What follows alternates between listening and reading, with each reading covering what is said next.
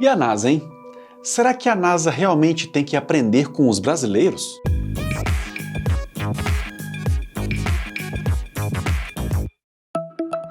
Fala, amantes da engenharia! Hoje eu quero conversar com você sobre uma peculiaridade dos brasileiros, que é de enfiar a NASA em qualquer discussão que ele queira ganhar autoridade argumentativa. Esse é um comportamento que me deixa profundamente intrigado e, confesso, um pouco frustrado. Quantas vezes você já viu alguém em discussões sobre tecnologia ou ciência soltar "Mas a NASA testou e aprovou"? Como se isso fosse um trunfo absoluto. Ou então, alguém falando que a NASA tem que vir estudar os brasileiros mostrando alguma engenhoca que vemos por aí. No canal, isso virou quase um ritual. Um seguidor, certa vez, comentou: "Mais um engenheiro da web para queimar o uso do hidrogênio. Pesquise. O hidrogênio já foi testado até pela NASA como aditivo para otimizar motores a combustão." E a resposta foi bem direta. Me envie o artigo publicado pela NASA sobre isso. Estou curioso e sinceramente surpreso, pois foguetes não usam motores de 4 tempos como um carro comum. Aguardei e nada veio. E essa é a regra, não a exceção. Antes de avançar, o que está por trás desse argumento de autoridade travestido de ciência? Na prática, isso é viés de confirmação, onde buscamos rótulos que concordem com o que já queremos acreditar. Mas será que citar uma agência espacial prova algo sobre o desempenho de motores de carros de rua? A autoridade sem dado não é evidência. É atalho mental. Não vale para a engenharia, não vale para a ciência e não deveria valer para debate público. Mas por que tantas pessoas aceitam esse tipo de alegação sem pedir prova? Aqui entra um outro ponto duro, porém essencial: a nossa base educacional. Em 2023, segundo o IBGE, 9,3 milhões de brasileiros com 15 anos ou mais eram analfabetos, cerca de 5,4% da população nessa faixa. Como esperar leitura crítica de promessas técnicas se ainda lutamos para garantir a alfabetização plena? E isso não é elitismo, é diagnóstico. Mas como debater engenharia sem começar pelo básico da leitura e compreensão? E mesmo entre quem lê, estamos lendo com profundidade? A OCDE mostra que grande parte dos jovens brasileiros tem dificuldade em diferenciar fato de opinião em textos, uma habilidade avaliada no PISA. Se muitos não conseguem separar dados de discurso, como vão desconfiar de frases na internet como "NASA aprova hidrogênio"? Sem essa distinção, não há filtro para a pseudociência.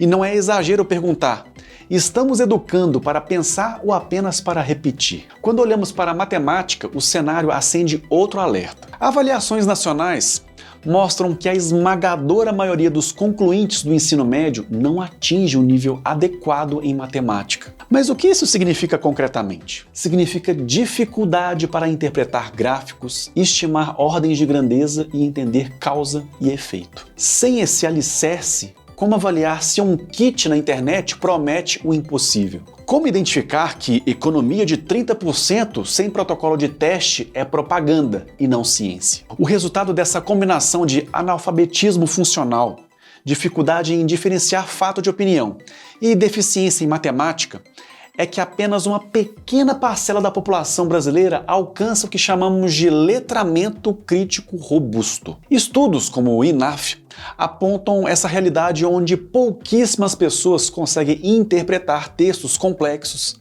integrar informações de diferentes fontes e, principalmente, avaliar a confiabilidade dessas fontes. Dá para fazer uma engenharia cidadã sem esse patamar mínimo de compreensão? Dá para debater sobre energia, grandes obras, novas tecnologias e riscos sem conseguir compreender um texto, interpretar um número e aplicar um método científico básico? Esse vácuo é o terreno fértil para mitos, para a proliferação de charlatanismo e para a venda de soluções que não resolvem nada. Diante de um cenário tão desolador, com milhões de brasileiros carentes de letramento básico e uma maioria incapaz de exercer o pensamento crítico, a pergunta que se impõe é: que medidas concretas foram feitas pelas autoridades políticas para reverter esse quadro? E, infelizmente, o debate público muitas vezes se limita a celebrar o aumento do investimento em educação, como se a simples injeção de recursos fosse uma panaceia. Ouvimos que mais dinheiro está sendo colocado, Mas os resultados nas avaliações nacionais e internacionais persistem estagnados, ou até pioram em alguns aspectos. E a gente sabe muito bem quem são os beneficiados com uma maior injeção de dinheiro em alguma coisa, e a população certamente não é um desses beneficiados. Mais oportunidades de esquemas, mais oportunidades de desvios, nada muito diferente de um padrão que se repete no Brasil há décadas. O problema é que, sem indicadores claros de desempenho para cada investimento, sem uma real priorização da melhor capacitação de professores e da garantia de melhores condições de ensino, que incluem desde a infraestrutura adequada até a revisão de metodologias, o dinheiro público acaba se esvaindo sem transformar a realidade. Não basta aumentar o orçamento, é preciso que cada centavo se traduza em crianças e jovens que saem da escola sabendo ler, interpretar, calcular e, acima de tudo, pensar criticamente,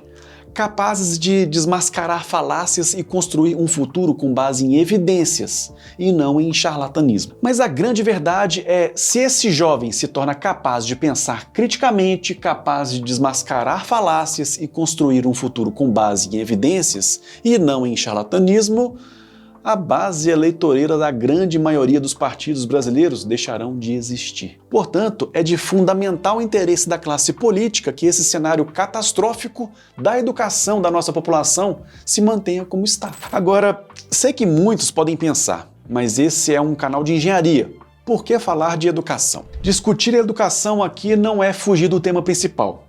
É reconhecer que o analfabetismo funcional estrangula o Brasil em todas as esferas. Quando uma vasta maioria de jovens não consegue diferenciar fato de opinião e sai do ensino médio sem o domínio de matemática básica, o impacto não se restringe apenas aos engenheiros. Afeta o mecânico que compra um kit de hidrogênio inútil porque acreditou na falácia de que a NASA aprova. Afeta o aposentado que perde a poupança em pirâmides financeiras com promessas de juros impossíveis baseadas em discursos vazios. Afeta o eleitor que toma decisões políticas sem conseguir analisar números, estatísticas ou a viabilidade de propostas. E aqui entra outra frustração. Enquanto estivermos depositando nossos futuros nas mãos dos painhos, mitos, salvadores da pátria e super-heróis políticos, não vamos ter resultado prático. Político não deve ter fã-clube, torcida organizada, nem defensores incondicionais. Eles devem ser monitorados, cobrados, questionados em tudo aquilo que fazem,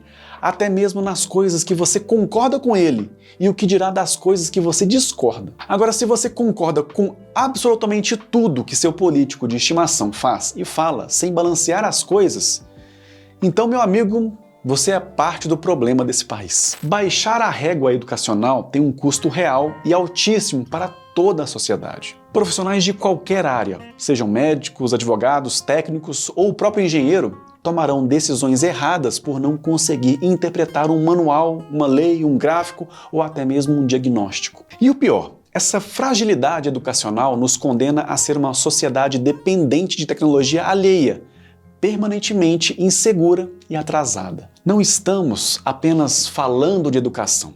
Estamos apontando que a engenharia brasileira será sempre medíocre, limitada em sua capacidade de inovar, enquanto aceitarmos que a base do conhecimento de nossos cidadãos seja tão frágil. Empresas e universidades não corrigem essa base podre.